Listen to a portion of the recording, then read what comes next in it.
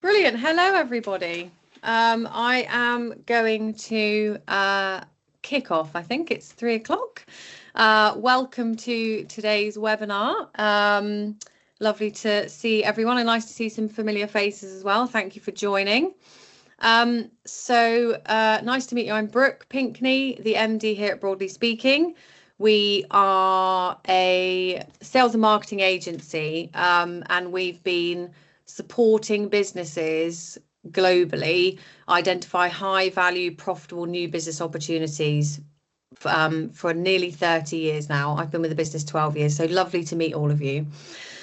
So just a little bit of housekeeping. Apologies if my dog barks. I don't have a mute button for him. So I don't have a mansion where I can put him in another wing. So he is with me. But thank you very much for joining. Today's webinar is all around sales effectiveness. And it's really, really tough sometimes when you've got challenges within your sales. So whether sales are down, conversions are low, pipelines are drying up, you may not be able to see opportunities past 6-12 months, you're not confident in your kind of ability to forecast any further than in the year. You might be feeling more reactive than proactive, and maybe stuck in the tender trap. So a lot of businesses we work with find that they are kind of stuck in that trap of being really reactive and responsive rather than proactive with their sales. And what we've done is over time, we've built kind of like a best practice framework that we really wanted to share with everybody.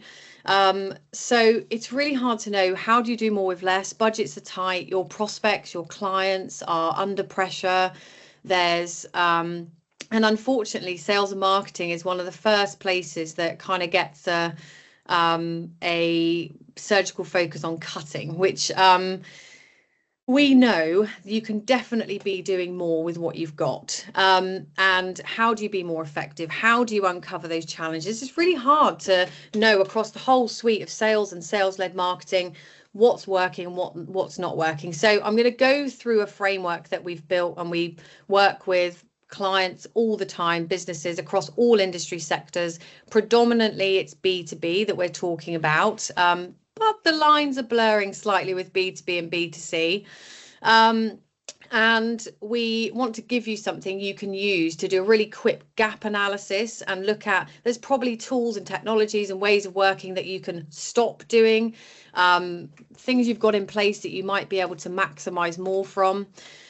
I'm really going to try and not talk at you for 45 minutes. So I've got some live examples. I'm going to show you some of the tools we use, show you how that works across the framework. And after this session, I'm going to personally follow up and send all of the material across to you, so you've got that. And on a side note, if there's any questions or anything through the session, feel free to put them in the Q&As, and we'll allow 15 minutes at the end to answer any questions anyone's got. Excuse me.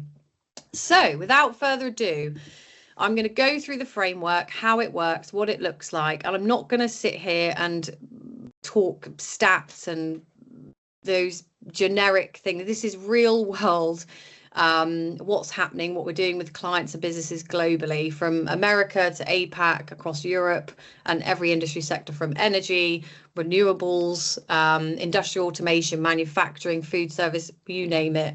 We've worked with them. So hopefully everyone can share my screen. I've got a team that are going to let me know if you can't, so please do shout. Hopefully everyone can hear me. So as we just talked about, why does this matter? You've got to be converting more. Your prospects and clients are wanting more from you, they're wanting more value, and you can't have that spray and pray generic sales approach anymore, because it's not going to get you success. And what this is going to help you do specifically, the takeaways of this session, is you're going to know what's really holding you back. Where are those gaps and where are the opportunities? And a lot of this does come down to, and what sits behind this is, I can't take credit for all of this, is a fantastic team across all the different areas of the business, from data, digital, marketing and sales, is you know, the attitude to come at this with is an inquisitive, curious mindset. You know, how can we be better? How can we be more effective? How can we do more with less? What are we using that we're not seeing any value from? And you know, we'll actually give you that framework, and I'm going to go into a case study at the end, and I'm happy to answer any questions. So you're going to get like a pack after this. You're going to get this deck, and you're going to get some other material that will really help you in actually putting this into practice internally. And it's not about spending weeks and months on a plan. It's about, here's the framework, you can go ahead and go and overlay it and look at what's working. And this is actually underpinned by tangible results. We've helped our clients over the years convert over 2 billion in new business revenue. That is actual revenue generated for our clients. So it does work. Now, it's not foolproof. I don't think you can ever get perfect in sales and marketing, but it's best practice right now. And we know the landscape is evolving all the time, and we do this, you know, every minute of every day of every week. And you sat there who's either running a business, you're running a sales team, marketing team. This is why we want to show you, because we're seeing trends and what's working across multiple different businesses and sectors. So I'm just going to present this full screen. There are 5 core areas that we feel it's really hard with sales and marketing to go, okay, I'm going to have a look at specifically just data, or I'm going to have a look at content. There is a way here with the Weave framework of really diving down and taking a really surgical kind of focus on each of these 5 areas. And if you can get these 5 areas right, then you're on your way to having a more effective and actually repeatable engine for organic growth. So we're going to be talking about warm intelligence. What does that mean? What does that look like? Empathic engagement. Again, what is that? What do we mean by that? How does that work? Adaptive omni-channel. With the amount of buyers that are involved in any significant B2B complex purchase, how do you stay front of mind? How do you put your prospects at the center of everything? And how do you really position yourself for success when you're either tendering for a piece of work, or you're bidding for a piece of work, or you're working with a client and really trying to engage them and convert that engagement into interest? And then value-led messaging. When we're talking about sales-led content and messaging, this is not about you, how amazing your business is. This is all about your prospects challenges, your prospects and your clients. So there's a lot of brand marketing that goes on out there, which is quite generic, which is fine to build awareness, but we're on about driving buyer intent. We're on about building engagement and then converting that interest into conversion. So it's very much, this is all built for tangible metric of converting sales, either new customer acquisition or driving growth within existing clients as well. And then engineered growth. And then after that, we can talk about how do you actually measure all of this to give you really tangible metrics that you can show, okay, yeah, this is working. This has delivered me X, Y, and Z in revenue. So I am going to start by, and there's gonna be a lot of questions in here because it's really about getting you to question what you're doing. And I talk to sales leaders and MDs and other COOs and so on of large businesses. So we work from startups all the way through to billion-dollar businesses. It's about questioning, like, am I getting value out of what we're measuring? Is it connected? Is it a blended approach? You know, who are you really trying to engage, and who and why? Who are your prospect? Let me just let Lloyd in. Are you talking to your prospects? Are you relevant? Are you doing it in a timely manner? Are you being hyper personalized? It really does sound more complicated than it needs to be. And it's quite a lot to bite off at one stage. So this framework allows you to take that in like bite-sized pieces. And are you really confident that your sales team are, you know, presenting forecastable pipeline metrics, that they're confident they can convert? And actually, it might be that you work on less accounts that are worth higher value than I'd much prefer if my team came to me with 50 really good quality accounts that they really know deeply, rather than 500 where they don't know so well and they're not as confident. So it's about, I'll send this over to you, but it's about asking those questions. Every point of working with the sales team and the marketing team internally, we're going, is this adding value? Is this actually enabling us to convert more opportunities into new business? Is this giving us the tangible value of converting interest into appointments? It's harder and harder to speak to people across all the different channels. So that's kind of like the strategic alignment. So I have been told never do a live demo, but I'm going to anyway, because I think it's really important to show you how we do things so you can get a really good view of it. So the warm intelligence, people talk a lot about cold calling and cold outreach. Well, you don't actually have to do cold outreach. That's not what we do. You can build warmth there within your pipeline very quickly and really quite easily by doing a few things. I'm going to pick out a couple of points here and then focus in on them. I'm going to open up a dashboard in a minute so you can see what we measure. But what's really, I've found is really trending and is a question a lot of businesses are asking: how do we connect everything together? So if you're driving LinkedIn engagement, driving email marketing, if you're speaking to prospects, emailing your sales team and so on, and none of them are connected, there's massive misalignment. And sales and marketing still are treated separately, and they should be a full feedback loop. It shouldn't be sales or marketing. It is sales and marketing working as a united front. So these are the kind of questions within warm intelligence. You can take your data, CRM, all how you're measuring metrics, all the channels you're using, and go, okay, why are we using this? What are we getting from it? What value are we getting from it? So I'm going to pick out of this list. So what you should be doing is cleaning and enriching data all the time. Doing these things will allow you, not all the time, every day, every week, but just having a sharp focus on, are we capturing real-time intent? I'm going to show you what we mean by intent and engagement. Are we mapping the entire buying group? Because if you're just targeting 1 or 2 buyers within your prospect accounts, then that's not enough. There are other influencers. I think new research shows there's at least between 8 to 10 buyers involved in any significant B2B purchase. Who are the influencers? Who's the user buyer? Who's the technical buyer? You may not necessarily need to meet with them, but it's about how do you build credibility and trust with them.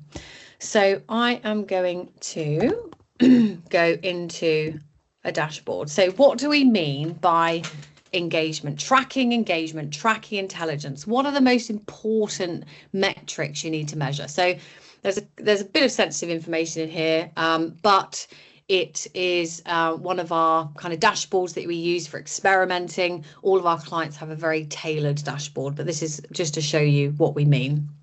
So you have your normal kind of tracking metrics like the number of accounts, contacts, LinkedIn connections. So LinkedIn, primarily within the B2B space, LinkedIn is a really, really good tool.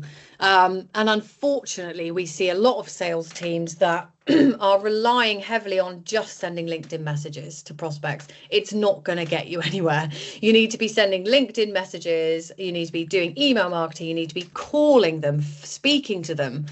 And that is where you have to have this blended approach and tracking the right metrics. So then we have these value followers. So on LinkedIn, on your company page, you've got followers, which is great. But a lot of businesses we work with will come to us and say, we have 10,000 followers. And it's like, okay, which of them are of value? Which aren't recruiters, aren't past employees, current employees, people that want to work with you? So when we invite prospects, those key buyers to follow the page, we call them value followers. And then effective conversations we track, and this is conversion rate from prospect to appointment. So again, tracking that the conversions across the different stages, not just what are we converting from appointment to proposal and proposal to win, but how many conversations do we need? And that's when we put them in the prospect pool. Do we need to be able to get an appointment? And it just allows you to forecast better and then know how much data you need and so on to get to the end goal. And then again, appointment set and so on. That's all normal. You'll all be aware of that. Effective conversations. So the team, again, having effective conversation with prospects. And then, and I'll come on to where this all comes from. This is the high level overview. And of course, I can't go into super detail in this session because we've only got a certain amount of time, but happy to on a different call. We've got the top engaged contacts. So these prospects are in our CRM. They're receiving highly relevant email marketing content, speaking with our sales team. I'll go into how that works in a minute, but this is just looking at the data. These we know are prospects, they're people that might refer us, so they're all critical kind of data that we want in the system. And then we go, okay, so who's our top engaged contacts for your sales team? This is where they can use this as a heat map of buyer intent. So as you can see here, Rob Moles, Managing Director, Ship and Vows, highly engaged, and so on and so on. And then top engaged accounts. So they can use that to then work through, okay, who am I going to be contacting this week? Why are they engaged? And so on. Then we have this really interesting graph. So the bigger the company doesn't necessarily mean the higher the engagement. But if you have a big company, big target account with lots and lots of different buyers in there that all engage, they might engage quite highly. And this will come up as a highly engaged account. Of course it will. This is an industry that's highly engaged. But actually what we're looking for are those hidden gems. So in construction, there might be less accounts in the system, but the engagement is much higher on an average scale than in the other markets here, as you can see. So actually, this is where we go, okay, so within construction and maybe medical equipment manufacturing, that's where we need to focus our efforts. So this is driving decision making, and this is where I'm trying to get at about what CRM you're using, what data, are you sure and confident it meets your ideal client profile? Because when we're tracking this, this is helping inform decisions. The sales team reaching out, the content team finding out, okay, let's do a piece on construction. And then what we find really, and our clients find really interesting, is what channel are they engaging through? So as you can see here, this is industry. This could be going right down to one-on-one to an account, by the way, but I'm just using this as an example. So the EV market that we're targeting, that has the highest direct engagement. Direct engagement is our team speaking to prospects, speaking to senior decision makers. So we know they don't mind speaking on the phone or via email. And then as you come down here, industrial machinery and equipment, they do have quite high direct engagement, but actually they really engage highly with email marketing. So again, it allows us, it drives our activity across some of our other channels.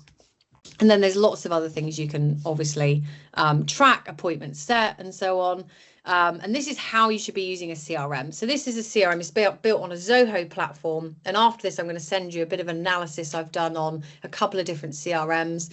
Lots of businesses don't use a CRM to maximum impact, but there's so much you can do with it. And there's a lot of automation AI sat behind the scenes. And then what are the objections that we're coming up against? How are the content team going to help us? So if you've got the sales team with 10 key accounts where the objection is budget or pricing concerns, then you can then get them to ask them to do a bit of content around that and really make it relevant and addressing their pain points. So that's what I mean by warm intelligence. Now moving on to empathic engagement. So what do I mean by empathic engagement? This is all around having conversations. I saw something the other day on LinkedIn about AI sales calling, and I just don't know how an AI machine is going to be able to have a well-informed, credible conversation at C-suite, which our team do and your team should be doing.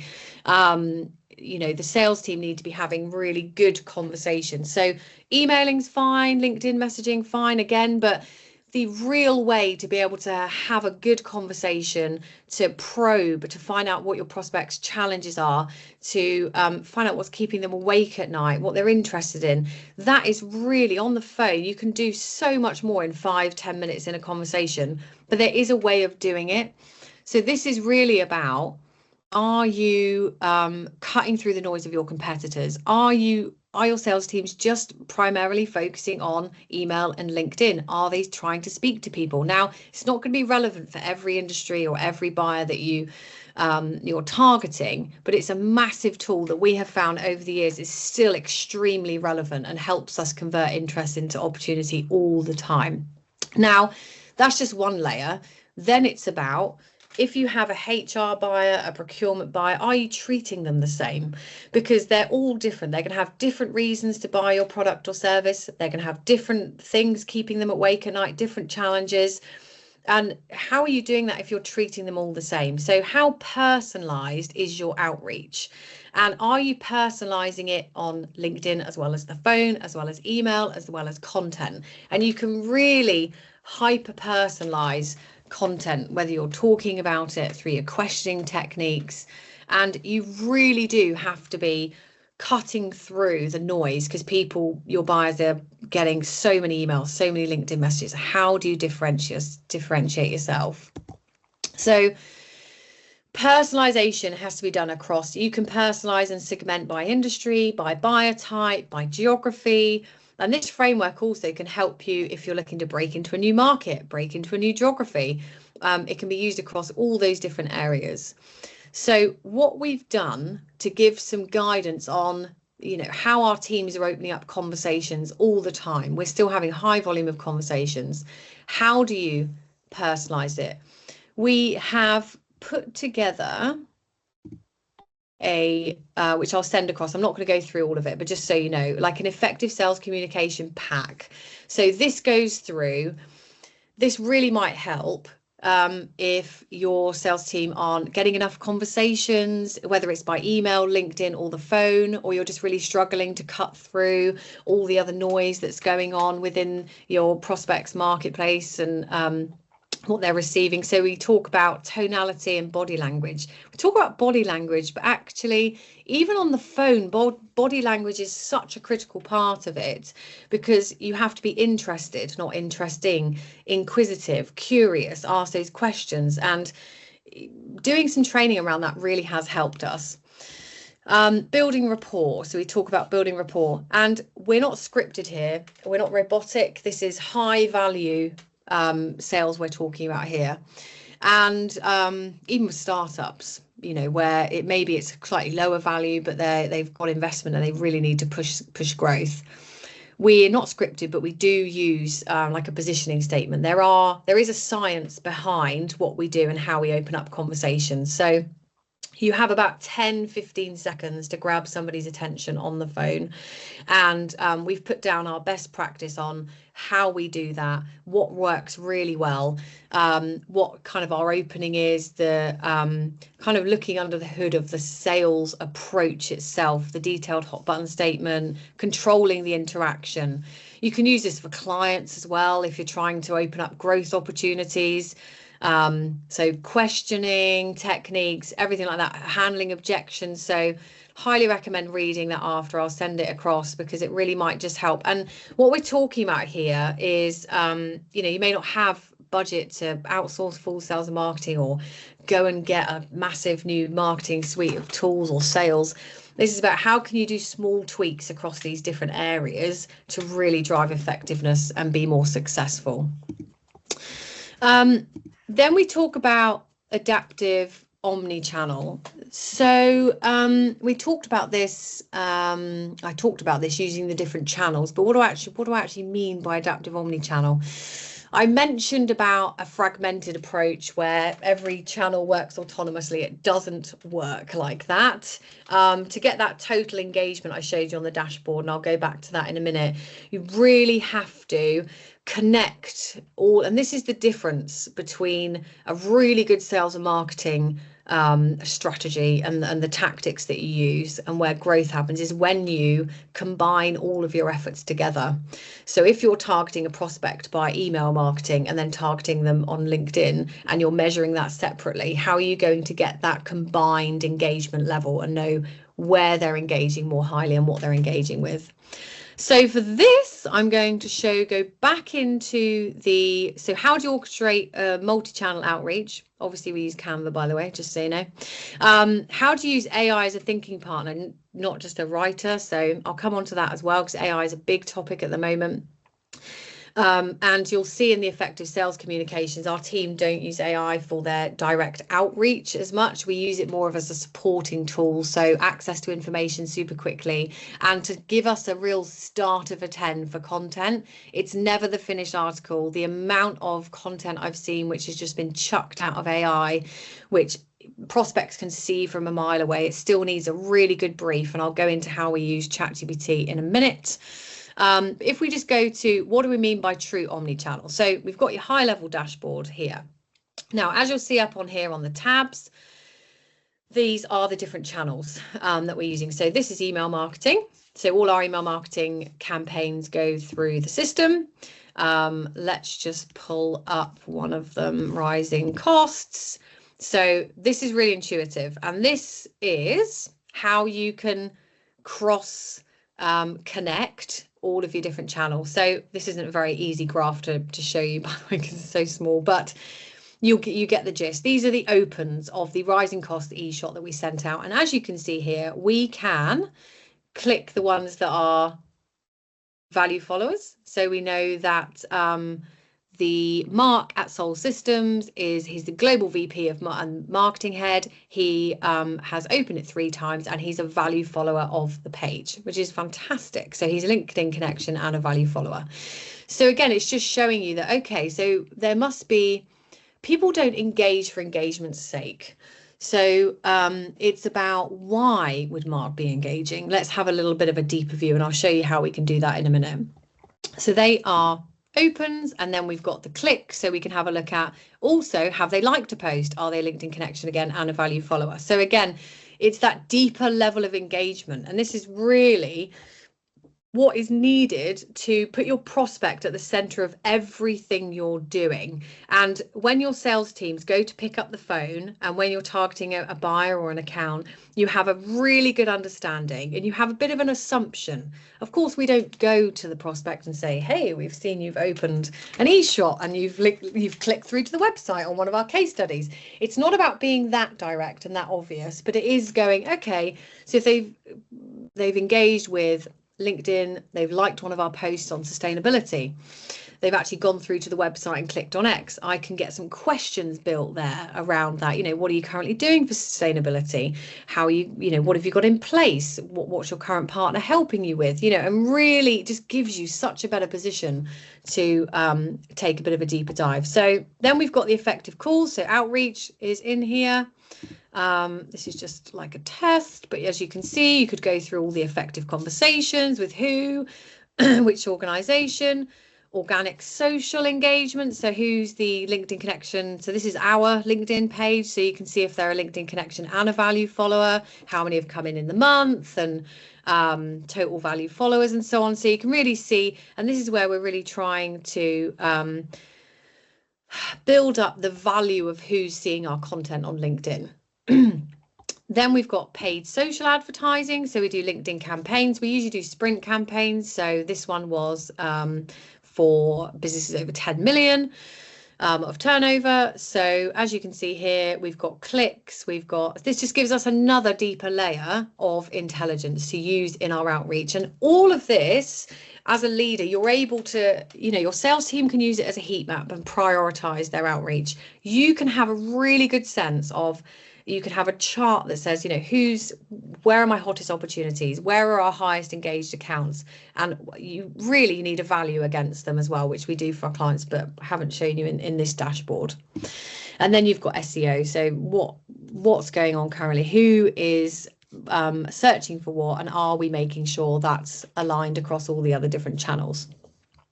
So that's what we mean. Well, that's what we mean by adaptive omni-channel. Then we come on to value-led messaging. So this is around, and again, just to stress, this is all about your prospects, not about you. See a lot of content which is like, this is who we are, this is why we're so great, but do your prospects really care about that? And your clients is thinking about, are you focused on outcomes and benefits, not like the features and benefits. What are the benefits? What's the value there for your prospect? Do you tailor all your messaging again? And what do you use? Do you do email marketing? Are your sales and marketing teams working together? Are sales meeting up with marketing and saying, hey, this is really trending at the moment, I could do some help with this, and marketing saying, hey, we've seen this is resonating really well. And our sales and marketing teams work together on the dashboard, and they view the dashboard in their weekly meetings and talk about all of this. So what I thought I'd do is to save time. So for and you might be wondering like what tech stack we use, and you might have technologies and CRMs that you're not really use. The amount of CRMs that aren't used properly or to their maximum what they can really offer and deliver value is we use the Adobe suite for content and Canva. But how do you so using case studies and use cases is really good, showing the value. But how do you use AI to help you with content?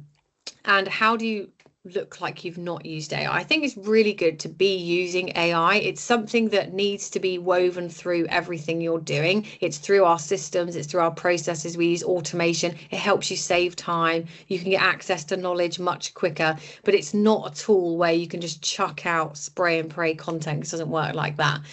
So highly recommend using ChatGPT, and I'm just going to show you how we use it. So it's about £20 a month, but to have the premium version, and we use it for a guide, so a starting point.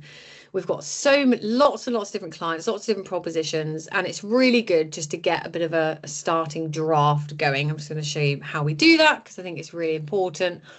So ChatGPT allows you to have GPTs, so up here where you can create a specific GPT, and this is basically the hyper personalized guided AI collaborator and colleague. So what you do is you can, and some of you might use this already, which is fantastic. You can configure it, and AI and these chat tools should really be used as a colleague. So how is it going to help me save time, get access to knowledge quicker, help me draft this email quicker? Then I can use it and tweak it and adapt it to sound like me, because authenticity is critical here. You don't want to damage your brand. You want to be your authentic selves as a business and as individuals, and your sales team the same. They don't want to sound the same. They've got to use their own personality as well. So that is why using this, so I've just created one here for this session, Broadly Creative Partner. Its specific directions is the creative strategist helping craft compelling, broadly speaking content. How's it going to do that? So these are its specific instructions. So going through exactly the pure guidance of what I want it to do, where I want it to focus, and what content I want it to help me do. I can't just say, help me write a LinkedIn post about sustainability. You do have to use kind of your brain when you're giving it a good brief. The better guidance, the better the content back, and the better it starts understanding you. So you give it really specific guidance, and then upload. I've uploaded loads of white papers. We've written blogs, so it gets a really good feel for your tone and style and who you are and how you talk to the market. So we might say, okay, we're going to be looking at targeting construction for X, Y, and Z around sustainability. We want to get across this case study in this way. And it just gives you a bit of a start to 10, and it really does save so much time. So I just wanted to show you that. Also, just quickly before I move on, when we're talking about specific in the dashboard here and your sales teams and you being able to actually say, okay, and all of this, by the way, is to help you drive more sales, is to engage more prospects, stimulate buyer intent, be more effective and streamlined in your approach, so you're getting valuable metrics and insights you can actually make decisions on, and then your teams can be focused in where the high value is, not focused in on prospects who may not even be prospects that add any value in your, hours and hours and hours get spent calling the wrong prospects or focusing on opportunities that aren't even going to convert. But if you wanted to be really specific, I'm just going to show you what some of our team might do. So I'm just going to pull out Schwarzer Cardio Tech as an example. So we talk about all the normal information. They're in medical equipment, one of our target markets, all the normal information we got. We use either Zoom Info or Cognism for data, for really good quality GDPR compliant data. So it gives us access to data quite quickly. We've got the buyers grid here. And I just think, okay, so if I was a salesperson having a look at Schwarzer Cardiotech, they in one of our highest engaged accounts, great. But what does that actually mean in the account itself, company itself? So in the system, you can do like it's an account specific dashboard. So this is one-on-one. This is just that one company looking at how they're engaging. You can see here total campaigns, that's email campaigns, is their highest engagement channel. And then we've got direct email. So they have engaged with email with the sales team. As you can see here, Frank's engaged through email, both email marketing as well as direct email on the sales team. And these are the two key contacts within this account that are targeting really, which are engaging really highly. Then we can have a look at, and I'd highly recommend using Sales Navigator. It's not cheap, and this isn't about getting you to spend more money on more tools. This is about, you've probably got tools that you can get rid of. Once you've done this, overlaid this framework with what you've got in place, there's probably things you're not using that aren't adding any value that you can stop using. And I'm just here to give you our recommendations on what's working well and what gives us that real valuable insight that helps us to speak to more people, convert more interest into opportunity. So within here, you can search within Sales Navigator for specific businesses. So I might say, okay, so these two buyers are engaging really highly. I'm going to have a look at the wider buying group. I'm going to see if there's anybody else I should be aware of. So here's Frank, President and CEO. I can save them to a list. I can get specific insights on the company itself. So this is, again, another thing for sales teams. You can use this as a lead builder. Sales Navigator is really quite interesting. If you search for a current account, so if I just search for Siemens Healthineers. So again, this is about insight and what's going on within Siemens Healthineers that might help our outreach. There might be nothing that's very interesting that will help, but usually there's some snippets of insight that really help. So this gives you a full account view, what their strategic priorities are, what their business challenges are, competitive landscape, and so on. Are they growing? Are they not growing? All the different buyers, it's just a really one-on-one tool, another tool for sales teams to use. And you might be thinking, my sales team haven't got enough time to use this. They don't use CRM already, but this is where it's really working. And if they were to have maybe a smaller volume of accounts that are really high value, then having this approach will really help personalize their outreach and have better conversations to then convert into interest and new business. So it definitely does add value and work. So that's about value-led messaging. So having a look at, okay, are we talking about ourselves? Are we talking to our prospects? Are we relevant? Are we being timely? Do we know what their objections are? Do we know them well enough? Do we need to do a bit more of a deep dive into the industry, find out what they're talking about, find out what our prospects are focusing on, and then really tailoring that messaging? And all our email marketing is done, you can even do it down to one company. So if you are targeting Siemens and you are targeting their engineering teams, you could do a piece of email marketing specifically for Siemens and their engineering teams. It's really quick, but it makes such a difference because they're only going to read it if it's relevant and timely and adds value to what they're doing. And that's because it will be hyper personalized. And then we come on to engineered growth. So this is where you're looking at, so there's a lot of metrics that go on to be measured in sales and marketing. So a lot of businesses come to us and they're like, okay, our conversion rate at the moment is 10%, but we're getting really good open rates and so on email marketing, and we've got loads of LinkedIn connections and the sales team are speaking to people, but something's not working if you've only got a 10% conversion rate from appointment to closing new business.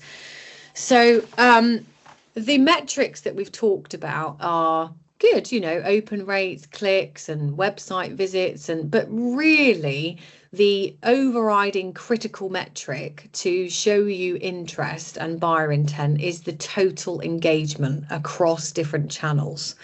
And you know, it's being able to track metrics that add value. So okay, great, you've got great metrics on your open rates on email marketing. You know, what's holding you back with your sales cycle then? Is it your yeah, they're really engaged, but they're not committing, they're not actually going that extra mile to say yes to an appointment. So it's about having a look at a formula that really helps you to track effectiveness. So, and I've built a bit of a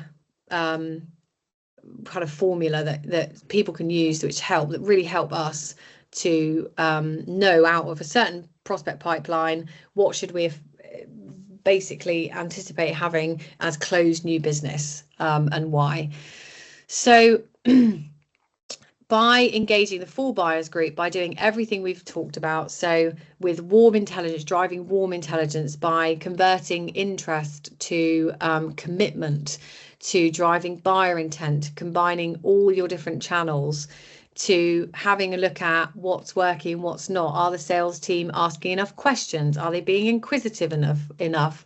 Are you talking to your different industries? Are you segmenting clearly enough and, you know, more as personalized as you should be? That will all give you this repeatable engine for organic growth. By getting all those steps right, as you can see here, which works, we can go in, see who's engaging, see who the top engaged are, prioritize them for our outreach, use really good sales skills and techniques, and then convert them to an opportunity. Not all of them will convert, obviously.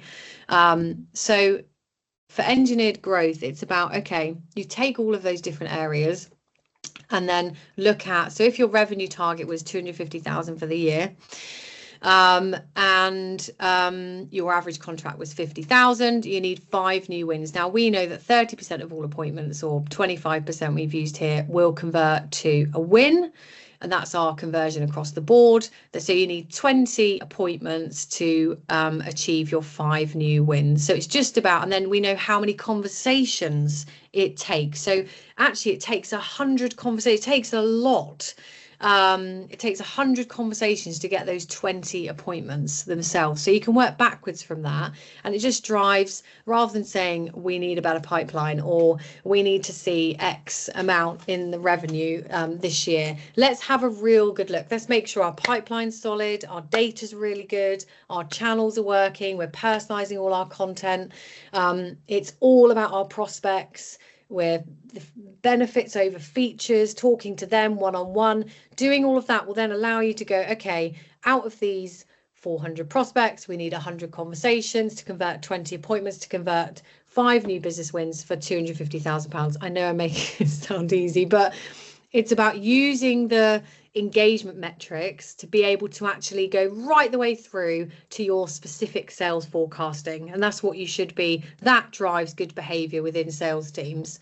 And don't just take my word for it. It's just a little bit of a case study. This is like, well, actually, you'd be surprised at how many businesses come to us that still use spreadsheets, which is fine. But it's quite hard to work with when you want to measure metrics and yeah. So with this specific client, and this framework is for you, so you can take this and then use that internally. So when we started working with a really large catering equipment manufacturer in the UK, they had no existing outbound sales strategy. They still used spreadsheets. They didn't have a specific CRM. They had tools across the business. They had over 10,000 contacts or buyers in their system. They were like, we're not getting any conversions. We're not getting any interest. We don't know what to do. They were just emailing to reach out. The sales teams weren't picking up the phone. They weren't using LinkedIn, and sales and marketing were very much misaligned. So what we did is use the Weave framework, as you'll see here. So use the Weave framework to be able to take those 10,000 contacts and 4,500 companies they had, filtered it by their true ideal client profile. So we sat down with them and had a look at who are you targeting and why? Are they actually somebody you want to work with? And actually out of that, only under half of those were actually prospects. So just over 4,500 contacts within 1,800 companies. So again, saving massive amounts of time and resource from trying to target 10,000 contacts where half of them were completely irrelevant. Helped implement a really cost-effective CRM, and then helped build a similar dashboard to that, built a persona-based marketing plan. So again, not all about them, it was about the key buyers. We did a deep dive into what their challenges are, what objections they were getting to drive really relevant content. And then that multi-channel approach where they were really meeting buyers where they were and using relevant tools. They got rid of the spreadsheets, and that saved so many hours, which was really good. And then took out 2 of the systems they were underutilizing, use that budget for their CRM system. So it's not about, it is about doing more with less. So it's about having a really critical look at your whole sales approach, what you're using, why you're using it, getting rid of anything that doesn't add value, and then being able to kind of recalibrate your sales and marketing to drive growth. So that they got 110 sales appointments in a year, over 4.5 million in annual recurring revenue, and significant growth within key sectors. So those changes, I know that's like worst case scenario, but it really does help. So thank you. I will now stop sharing and be quiet. Thank you so much for listening. Has anyone got any questions? Let's have a look.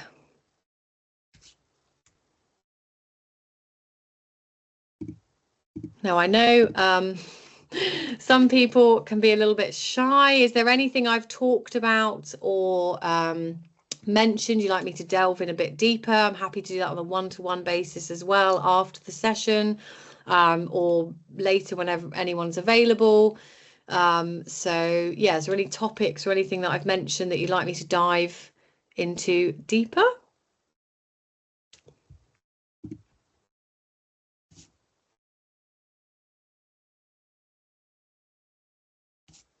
Just going to wait a moment.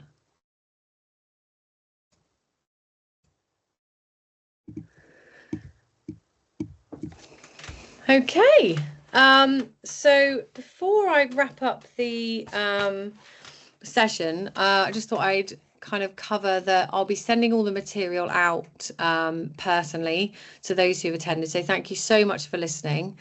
We have a question. What is the most common problem you find when first engaging with a client? That is a very good question. Most common problem. It'd be very hard to pinpoint one, but there are a couple of issues that we usually come up against. I think one of the most common is where sales are really engaged in making it happen, in wanting to drive growth, and marketing feel like it's a bit more of a maybe a threat. So when we engage with sales, clients, we always want to engage with sales and marketing. And that's because of what we've just talked about, that they should be interlinked and working together. So and I think that's just a deep-seated challenge, and it still is a challenge. We're working really hard to try and drive collaboration within sales and marketing.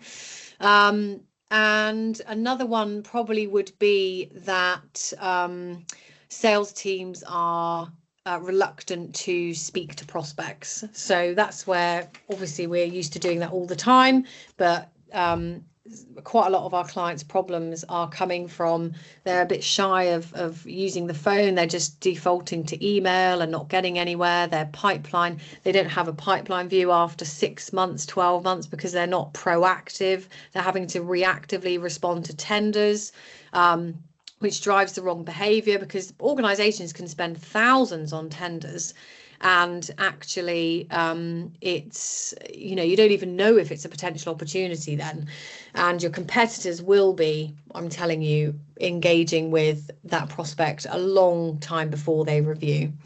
So yeah, not one common challenge. I could probably go into a few, but I think that's probably where we really have to work hard to drive alignment between sales and marketing, and also moving businesses to being proactive rather than reactive. Thank you, David.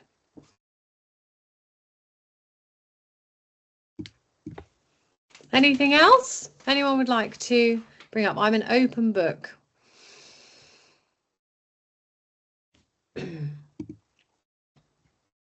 Okay, what is the most common mistakes a new salesperson will often make when reaching out to C-suite prospects? Good question. So common mistakes is probably not being prepared enough to ask to. I think you have to prepare so much for, it doesn't take, and this isn't me saying you have to spend like an hour preparing, but it's just knowing your prospect, knowing who you're trying to speak to, knowing that they're a director, they're at that C-suite level, they've time poor. You really need to build credibility and trust very, very quickly. So it's about listening. Don't go straight into a sales pitch. You have to build rapport. You have to have a really good strong opening. They have to know why you're calling and getting in touch with them within about 10 seconds. Otherwise you set yourself up for failure.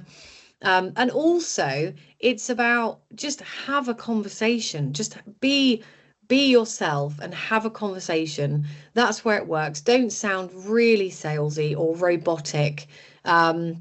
And don't be afraid to say no or you don't understand. A lot of our team uncover great opportunities and the opportunity to convert a conversation to an appointment when a prospect says, oh, well, okay, I don't really understand what you mean there. Tell me more about X. And that might not be your area of expertise. So you can say, oh, okay, that's really interesting. That wouldn't be myself. That would be my commercial director. Happy to set you up on a call and so on. So it's about, don't worry about not knowing everything, but being prepared enough to build rapport and trust with a prospect.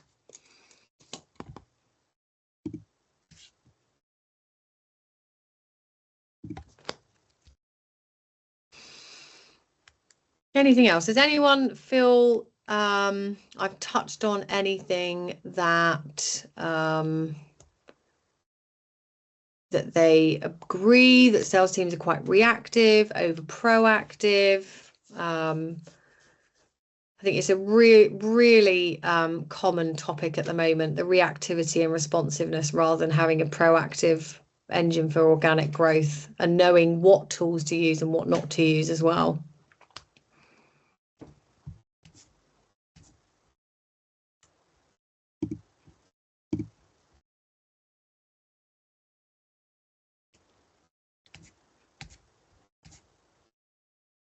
No, that's fine.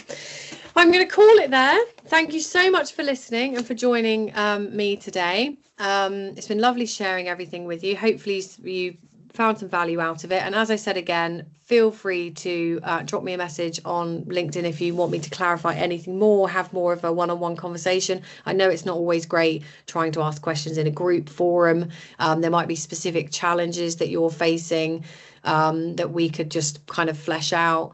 But yes, thank you very much, everybody. Have a lovely rest of your day. Really appreciate your time and hopefully see you soon. Bye.